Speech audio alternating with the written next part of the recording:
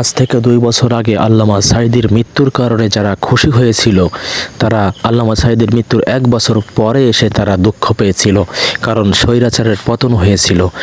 আর 2 বছর আগে আল্লামা সাঈদীর মৃত্যুর কারণে যারা দুঃখ পেয়েছিল, তারা আল্লামা সাঈদীর মৃত্যুর 1 বছর পরে এসে তারা খুশি হয়েছিল, কারণ স্বৈরাচারের পতন হয়েছিল। আসসালামু আলাইকুম ওয়া রাহমাতুল্লাহি ওয়া বারাকাতুহু। সম্মানীয় দর্শক মণ্ডলী, আশা করছি সকলেই ভালো আছেন।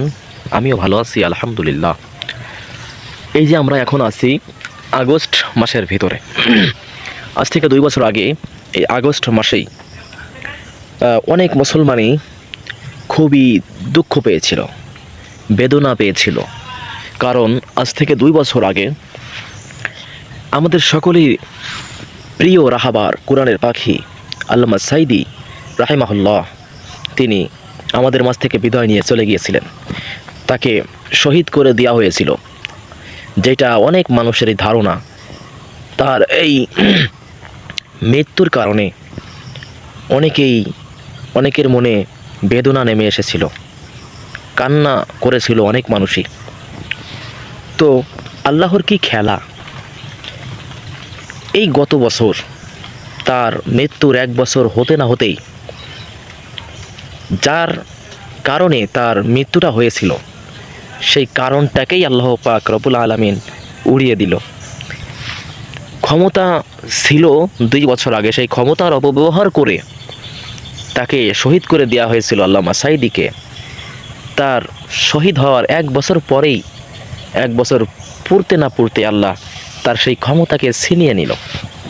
তো 2 বছর আগে যে মানুষগুলো বেদনা পেয়েছিল, কষ্ট পেয়েছিল, সেই মানুষগুলো তার মৃত্যুর 1 বছর পরে এসে খুশি হয়েছিল, কারণ সেই স্বৈরাচারের পতন হয়েছিল। আজ স্বৈরাচারের পতনের 1টা বছর হয়ে গেছে, আর তার মৃত্যুর 2টা বছর হয়ে গেল। তো দেখেন আল্লাহ পাক রব্বুল আলামিন কিভাবে তার দাবার চাল চালে, কিভাবে সে মানুষকে শিক্ষা দেয়। আর একটা ঘটনা দুঃখজনক হলেও সত্য, এই যে আল্লামা সাঈদীকে রাজাকার ট্যাগ, দেশদ্রোহী ট্যাগ, এগুলো কিন্তু সেই আওয়ামী লীগ সরকারই দিয়েছিল।